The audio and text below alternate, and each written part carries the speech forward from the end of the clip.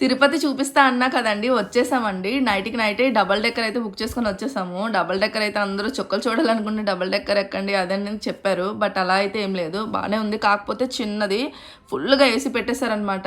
అంటే ఎక్కడైతే ప్లేస్లు ఉన్నాయో, ఖాళీ ప్లేస్ ఉన్నాయో అక్కడ ఎంచేసుకొని స్పీడ్గా వెళ్ళి పడుకుంటే అయిపోతుంది, అంత ఖాళీగా ఉన్నాయి. చాలా బాగుంది. ఓకే, ప్రయాణం అయితే వచ్చింది. వెంటనే రాగానే, తిరుపతి రాగానే మాకు సర్వదర్శనం టోకెన్స్ అయితే దొరికేసాయి. చాలా ఈజీగా దొరికేసాయి తెలుసా. ఇలా మేము 5 మినిట్స్కి ఇలా బయటకు వెళ్ళాము అనగానే మళ్ళీ 300 జనాలు వచ్చేసారు. ఎందుకంటే ట్రైన్ వచ్చిందనమాట అప్పుడు, వేరే ట్రైన్. బట్ మనకి డబల్ డెక్కర్ కదా, సో కొంచెం మంది ఉన్నట్టున్నారు. మనకి ఈజీగా దొరికేసాయి. చాలా బాగుంది. తిరుపతి చూసారా ఒకసారి ఎంత బాగుందో. ఇక్కడైతే మాడావీధులు అంటారంటండి. సూపర్. ఇక్కడే దేవుణ్ణి ఊరేగిస్తారంట, దండం పెట్టుకోండి అందరూ.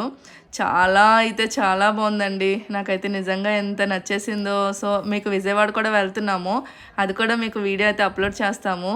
మన ఛానల్ని అయితే అంతవరకు లైక్ చేసి సబ్స్క్రైబ్ అయితే చేయండి. Thank you so much.